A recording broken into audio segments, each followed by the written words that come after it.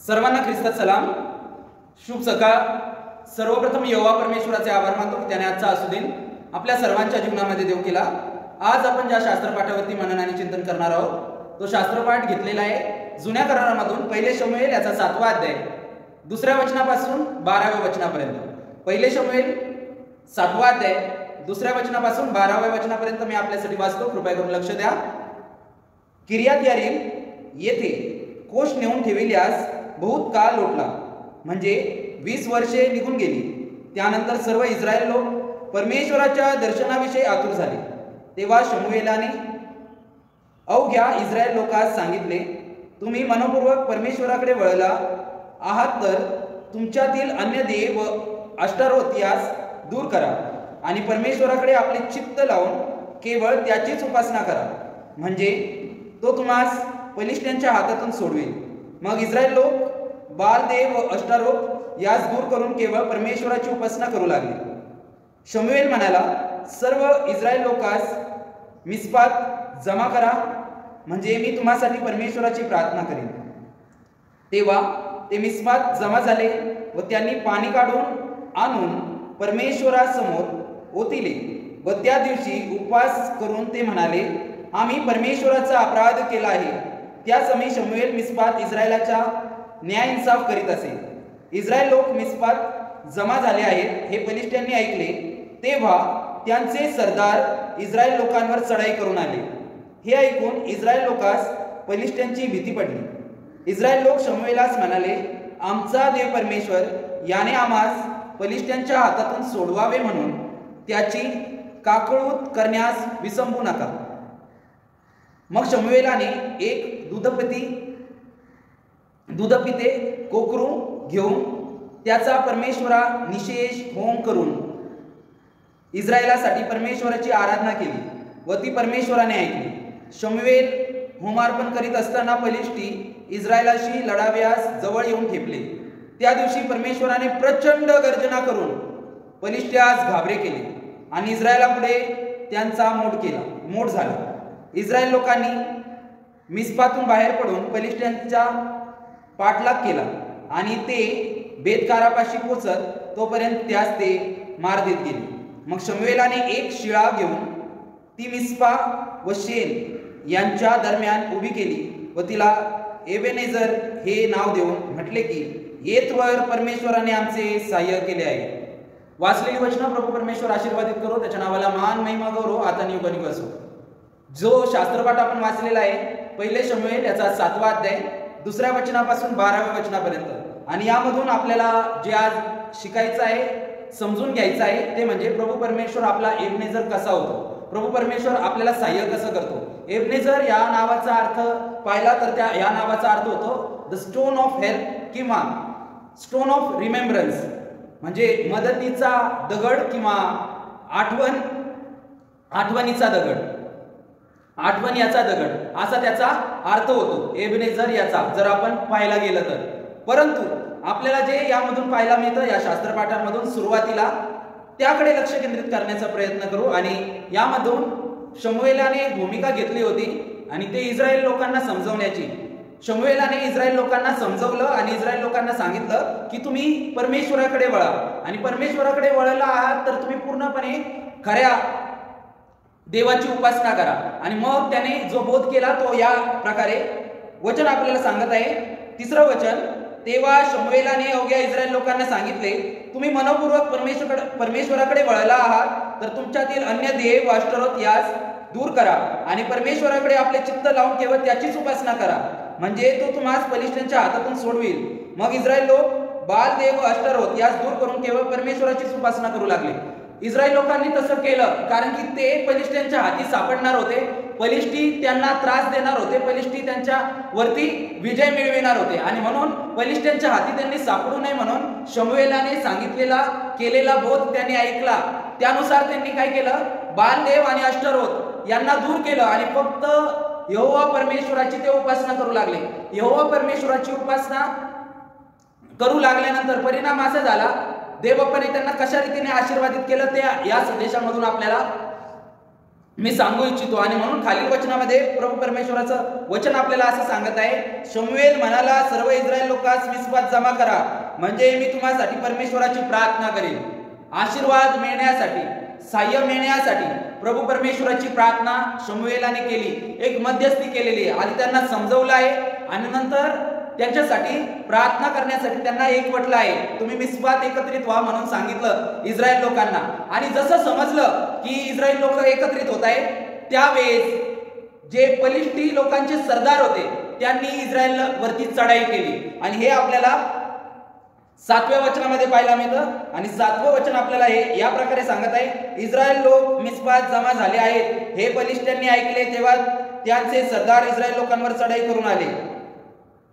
आता इतका वृत्तांत सारखे वचन वाचण्याचं कारण की मला हे आपल्याला सांगायचं होतं की प्रार्थना ते करत नव्हते तोपर्यंत शांत होते, परंतु जमा झाले. जमा होण्याचं कारण शमूएल त्यांच्यासाठी प्रार्थना करणार होता. आणि प्रार्थना जशी सुरुवात ते करणार होते, शमूएल त्यांच्यासाठी प्रार्थना करणार होता, ते त्या कारणासाठी एकत्रित झाले होते. त्यांनी चुकीच्या गोष्टी बाजूला केल्या होत्या, सोडून दिल्या होत्या, चांगलं करण्यासाठी सरसावले होते. आणि मग पलिष्टी लोक त्यांच्यावरती हल्ला करण्यासाठी आले. हे समजतात जीवनामध्ये आपल्या देखील ज्यावेळेस आपण चुकीच्या गोष्टी दूर करतो, चांगल्या मार्गावरती येतो, सुरुवात करणार, आणि त्यावेळेस काही अटॅक्स, काही हल्ले आपल्यावरती, आपल्या कुटुंबियावरती होतात. आणि पलिष्टी लोक, पलिष्टींचे सरदार इस्रायल लोकांवरती अशाच प्रकारचा हल्ला करणार होते. आणि मग इस्रायल लोक घाबरले देखील. आणि घाबरून परत त्यांनी शमूएलाचा आधार घेतला, शमूएलाला मध्यस्थी करायला लावली. आणि मग शमूएलाने काय केलं, अर्पण केलं. प्रार्थना पण आहे आणि अर्पण देखील आहे. जो शास्त्रपाठ आपण वाचला त्यामध्येच ते आपल्याला सांगितलेलं आहे. आणि म्हणून 9वं वचन आपल्याला असं सांगतं, मग शमूएलाने एक दूध पिते कोकरू घेऊन व त्याचा परमेश्वरास निःशेष होम करून इस्रायलासाठी परमेश्वराची आराधना केली व ती परमेश्वराने ऐकली. शमूएल होमार्पण करीत असताना पलिष्टी इस्रायलांची लढाव्यात जवळ येऊन ठेपले. त्या दिवशी अगदी महत्वाचं म्हणजे जे आता मी बोलत आहे वचन, कृपया करून लक्ष द्या, त्या दिवशी परमेश्वराने प्रचंड गर्जना करून पलिष्ट्यास घाबरे केले. जर चांगलं करण्यामध्ये हल्ले जरी झाले, परंतु त्यामध्ये जर आपण सातत्य ठेवलं, आपला रस्ता आपण चुकलो नाही, आपल्या चांगल्या रस्त्यावरती आपण राहिलो, तर देवबाप आपल्या जीवनामध्ये कार्यरत होतो. आपल्या जीवनामध्ये प्रभू परमेश्वर सहाय्य करतो. आणि प्रभू परमेश्वराने काय केलं, प्रचंड गर्जना भूतलावरती. देवबापाची जी निर्मिती आहे त्या निर्मितीपैकी काही प्राणी आहेत, मला त्यांचं उदाहरण द्यायला आवडेल. आणि ते प्राणी म्हणजे वाघ, सिंह यांनी जर गर्जना केली तरी देखील कितीतरी किलोमीटर आवाज जातो असं म्हणतात. आणि लोक घाबरतात. त्यांच्या या गर्जनेला डरकाळी म्हणून देखील ओळखल्या जातं. इंग्रजीमधून रोरिंग असा शब्द वापरला जातो. विचार करा, सृष्टीचा निर्माण करता परमेश्वर त्याने प्रचंड, फक्त गर्जना नाही तर प्रचंड गर्जना केली असा शब्द आलेला आहे. जीवनामध्ये आपण जर चांगल्या मार्गावरती आहोत, देवामध्ये आहोत, प्रार्थना करण्यासाठी सरसावत आहोत, आणि जर असा प्रकार जर घडत असेल तर सातत्य ठेवलं पाहिजे, धीर धरला पाहिजे. प्रभू परमेश्वर प्रचंड गर्जना केल्यापासून राहणार नाही. गर्जना केली आणि पलिष्टींचे सरदार म्हणजे जे पलिष्टी होते ते घाबरे झाले, ते घाबरले. आणि घाबरल्यानंतर ते पूर्णपणे दुर्बल झाले. ते चढाई करून येणार होते. आता इस्रायल लोक त्यांना मारत आहे. कुठपर्यंत त्यांना मारा दिला, पवित्र वचनामध्ये सांगत आहे. वचन आपल्याला 11 वचन असं सांगतं, इस्रायल लोकांनी मिस्पातून बाहेर पडून पलिष्ट्यांचा पाठलाग केला आणि ते बेत कारापाशी पोचत तोपर्यंत त्यास ते मार देत गेले. म्हणजे इस्रायलांच्या हाती पलिष्ट्यांना देवबापांनी दिलं. देवबाप समोर किती शक्तिशाली असं शत्रू जरी आपल्याला दिसत असला, शक्तिशाली असं सैन्य जरी आपल्याला दिसत असलं, तरी देखील देवबाप त्यांना घाबर करून सोडतो. आपला देवबाप भीती निर्माण करणारा देखील देव आहे. तो आपल्याला सांगतो, भिवू नको, घाबरू नको, कचरू नको, हिंमत धर. परंतु जर देवामध्ये नाही तर त्यांना घाबर करणारा देखील आपला देव आहे. आणि म्हणून देवामध्ये राहिल्यानंतर भिवू नको, कचरू नको, हिंमत धर हे शब्द देवामध्ये जे आहेत त्यांच्यासाठी. जे देवामध्ये नाही तर त्यांना 100% आपला देवबाप घाबर करून सोडेल. आणि त्यामधूनच पराजय हा निश्चित, कारण की शत्रूंचा पराजय त्यामुळे झाला, फलिस्त्यांचा पराजय त्यामुळे झाला. आणि मग शमूएलाने काय केलं, एक शिळा घेतली आणि शेन आणि मिस्पा यामध्ये, मिस्पा व शेन यांच्यामध्ये ती काय केली, उभारली आहे. दरम्यान उभी केली व तिला एबनेझर हे नाव देऊन म्हटले, येथवर परमेश्वराने आमचे सहाय्य केले आहे. आता हेच आपल्याला सांगण्यासाठी एक एक एक एक दोन दोन वचनं वाचत मी स्पष्टीकरण केलं. एबनेझर ह्या शब्दामध्ये शक्ती आणि महत्व आहे. एबनेझर हा जो शब्द आहे यामध्ये पॉवर अँड इम्पॉर्टन्स ह्या दोन गोष्टी आहेत. आणि त्या फक्त शमूएलासाठी, इस्रायल लोकांसाठी नाही, त्यांच्यासाठी त्या होत्या आणि त्या आज आपल्यासाठी देखील आहे. आणि आपला एबनेझर कोण, तर आपला एबनेझर प्रभू येशू ख्रिस्त आहे. हे मी यासाठी सांगत आहे, त्यांनी काय उभा केलं, शिळा उभा केली. आणि जर आपण स्तोत्र 118 त्याचं 22 वचन वाचलं तर स्तोत्र 118 त्याच्या 22व्या वचनामध्ये जुन्या करारातील वचन आहे, जे की नवीन करारामध्ये देखील रिपीट झालेलं आहे. आणि ते वचन असं आहे, बांधणाऱ्यांनी नापसंत केलेला दगड कोनशिला झाला आहे. आपल्या जीवनामध्ये आपला एबनेझर प्रभू येशू ख्रिस्त आहे. शमूएल तो उभा करू शकला का, फक्त विजय मिळाला म्हणून नाही, तर त्यांना शिक्षा केली याच्या आठवणीकरिता देखील. आणि म्हणून मी सुरुवातीला म्हणालो दोन गोष्टी, stone of help and stone of remembrance, मदतीचा दगड आणि आठवणीचा दगड देखील. आपल्या जीवनामध्ये देखील असे खूप सारे प्रसंग असतील, त्या ठिकाणी आपला एबनेझर, आपला सहाय्यकर्ता प्रभू येशू ख्रिस्त झाला आहे. आणि तो आज देखील तेच सहाय्य करत आहे. आज देखील तो तशाच प्रकारची भूमिका आपल्या जीवनामध्ये घेत आहे. आणि म्हणून मला आपल्याला हे सांगायचं आहे, सर्वांच्या जीवनामध्ये असे प्रसंग असतात की देवाशिवाय आपण ते प्रसंग पार करू शकत नाही. परंतु ते प्रसंग पार झाल्यानंतर मग आपण ज्यावेळेस इतरांना सांगतो त्याला साक्ष म्हणतात. औषध, उपचार, इतर गोष्टी, इतर सहाय्य, ह्या सगळ्या ज्या गोष्टी झाल्या त्या तात्पुरत्या आहेत. परंतु सदा सर्व काळ आपल्यासाठी मदत म्हणून, एक एबनेझर म्हणून, मदतीचा दगड म्हणून जो उभा आहे तो एक प्रभू येशू ख्रिस्त आहे. तो आतापर्यंत आपलं सहाय्य होत आलेला आहे. आणि म्हणून त्याची सहाय्यता आपण आठवली देखील पाहिजे. शमूएलाने तो दगड यासाठी उभा केला होता, शिळा यासाठी उभी केली होती, शेन आणि मिस्पा यामध्ये, कारण की त्या लोकांना, इस्रायल लोकांना आठवण राहावी की येथपर्यंत प्रभू परमेश्वराने सहाय्य केलं, येथपर्यंत प्रभू परमेश्वर आमच्या संगती राहिला. आपल्या जीवनामध्ये देखील आपण असा प्रकार केला पाहिजे, जोपर्यंत, ज्या तासापर्यंत, ज्या क्षणापर्यंत प्रभू परमेश्वराने आपल्याला सहाय्य केलेलं आहे, तो आपला एबनेझर झाला आहे, त्याची आठवण म्हणून आपण कुठल्या तरी गोष्टी इतरांपर्यंत पोहोचवल्या पाहिजे, ज्या की त्याच्या गौरवासाठी आहे, ज्यामधून त्याचा गौरव होतो. आणि म्हणून कृपया करून इथून पुढच्या दिवसामध्ये आपण स्वतः आपला एबनेझर उभारू. आपण स्वतः आपला एबनेझर, जसा शमूएलाने आठवणीकरिता त्या ठिकाणी उभारला होता, तशा प्रकारे आपण देखील तो प्रकार इथून पुढच्या दिवसामध्ये करू. जीवनामध्ये चांगलं केलं तर प्रभू परमेश्वर आपला एबनेझर, क्षमा करा, प्रभू येशू ख्रिस्त आपला एबनेझर होतो, आपल्याला सहाय्य करतो आणि तो आजपर्यंत होत आलेला आहे.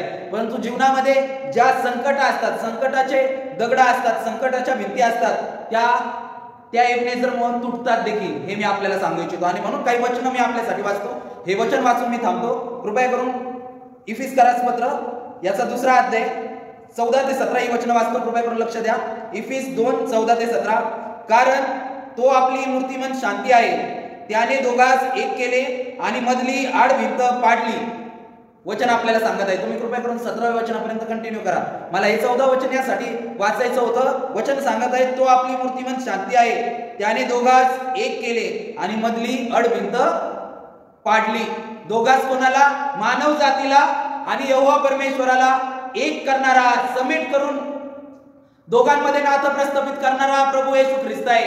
एबनेझर फक्त सहाय्यासाठी, स्टोन ऑफ हेल्पच नाही, तर तो मधली आड भिंत देखील पाडतो. आज आपल्या आशीर्वादाच्या मध्ये, आपल्यामध्ये जर आड भिंत कुठली असेल तर ती संकटाची आड भिंत, आशीर्वाद रोखणारी आड भिंत एबनेझर पाडतो देखील. आणि ती या अगोदर देखील त्याने पाडली, इथून पुढे रोजच्या दिवसामध्ये देखील पाडण्यासाठी तो समर्थ आहे.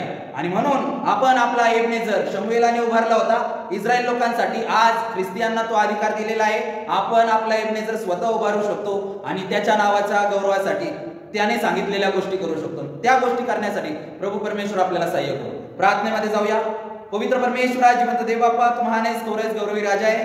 प्रिय परमेश्वरा, आजवर तू आमचा सहाय्य होत आलेला आहे. वेळोवेळी तू आम्हाला मदत केली आहे म्हणून तुला धन्यवाद. प्रिय परमेश्वरा, त्याच्या पलीकडे जाऊन प्रिय परमेश्वरा, ज्या ज्या वेळेस तू मदत केली त्या गोष्टींची आम्ही आठवण ठेवावी. स्टोन ऑफ रिमेम्बरन्स म्हणजे एबनेझर, साह्य म्हणजे एबनेझर. प्रिय परमेश्वरा, साह्य करिता आम्ही तुझं नाव पुकारतो, तुला आरोळी देतो. परंतु प्रिय परमेश्वरा, तू आमच्या जीवनामध्ये ज्या गोष्टी केल्यात प्रिय परमेश्वरा, त्याची देखील आम्ही आठवण ठेवावी. प्रिय परमेश्वरा, त्या गोष्टी देखील प्रिय प्रभू स्मरणात ठेवून इतरांपर्यंत ते अनुभव सांगावेत, विदित करावेत. असं तू आम्हाला कर, असं तू आम्हाला दैनिक कृपेने बनव, असं तू दैनिक कृपेने आम्हाला घडव, जेणेकरून प्रिय परमेश्वरा या गोष्टी इतरांपर्यंत ज्या की चांगल्या आशीर्वादाच्या, चमत्काराच्या प्रिय प्रभू तू आमच्या जीवनामध्ये केलेल्या आहेत, त्या गोष्टी सांगत असताना प्रिय प्रभू तुझा गौरव होईल. आणि एक प्रकारे प्रिय प्रभू आम्ही तुझ्या गौरवाकरिता साक्ष देणारे प्रिय परमेश्वर हो. प्रिय परमेश्वर, हा प्रकार तू आमच्याकडून करून घे. आणि जशा प्रकारे इस्रायल लोकांना तू पलिष्ठ्यांच्या हातातून सोडवलं, पलिष्ठ्यांना प्रिय प्रभू मार देण्यासाठी तू प्रचंड गर्जना केली, आमच्या जीवनामध्ये देखील प्रिय प्रभू वादळ, संकट आणि इतर प्रिय परमेश्वरा आशीर्वाद रोखणाऱ्या ज्या गोष्टी आहेत त्या प्रिय परमेश्वरा तुझ्या प्रचंड गर्जनाने तू काढून टाक. प्रिय प्रभू, आशीर्वाद रोखणारी आडभिंत जी आहे ती तू काढून टाक. आणि प्रिय परमेश्वरा, खरोखर तू आमचा नव्याने एबनेझर होण्यासाठी जो अधिकार तू आम्हाला दिलेला आहे प्रिय परमेश्वरा, तो वारंवार प्रिय परमेश्वरा मी रोजच्या दिवसामध्ये एक याजक या नात्याने प्रिय परमेश्वर उपयोगात आणत आहेत. आणि ते वचन म्हणजे मागा म्हणजे मिळेल. प्रिय परमेश्वरा, खरोखर आम्ही सर्वांनी मिळून प्रिय परमेश्वरा तुझ्याकडे मागितलं पाहिजे, अधिकार उपयोगात आणला पाहिजे. यासाठी तुझी सुबुद्धी दे, तुझा पवित्र आत्मा दे. आणि प्रिय प्रभू, त्यानुसार तू आम्हाला प्रिय परमेश्वरा कर, वारंवार तुझ्याकडे मागावं प्रिय परमेश्वरा. आणि ती गोष्ट प्रिय परमेश्वरा प्राप्त करून एबनेझर आम्ही स्वतः उभा राहावा, असं तू दैनिक कृपेने करून घे. त्यासहित प्रिय परमेश्वरा, या संदेशामधून आम्हाला ज्या छोट्या छोट्या इतर गोष्टी पाहायला मिळालेल्या आहेत प्रिय परमेश्वरा, त्याच्याकडे आमचं पूर्ण चित्त लागावं. आणि त्यानुसार आम्ही आमच्या जीवनामध्ये प्रिय परमेश्वरा प्रार्थना करावी, प्रार्थनेमध्ये सातत्य ठेवत प्रिय प्रभू इतर अर्पण जे आहेत, जे की गरजेचे आहेत ते करावे. हा देखील प्रकार आमच्याकडून तू करून घे. आणि प्रिय परमेश्वरा, आमचं तू सहाय्य करता हो. जर काही चूक अपराध पाप आम्हाकडून झाले असतील त्याची तू आम्हाला क्षमा कर. आणि जे काही योग्य प्रकारे केलेले आहे ते परमगौरवामध्ये उंचवून घे. पुन्हा एकदा आम्ही जसे आहोत तसे तुझ्या अधीन आणि स्वाधीन होत ही लहान नम्र प्रार्थना धन्यतारक उद्धारक प्रभू येशू ख्रिस्त याच्या प्रिय गोड गौरवी नावात मागतो म्हणून तू ऐकू द्या. आमेन. आता सर्व बुद्धी सामर्थ्याच्या पलीकडे असलेली देवबापांनी दिलेली शांती तुमची अंतःकरणे आणि मने देवाच्या व त्याचा पुत्र येशू ख्रिस्त याच्या ज्ञानात आणि प्रीतीत राखो. आणि आता सर्व समर्थ देव जो बाप, देव जो पुत्र आणि देव जो पवित्र आत्मा ह्या त्रैक्य देवाचा आशीर्वाद तुम्हा सर्वांवरती आता आणि सदा सर्व काळ असो. आमेन.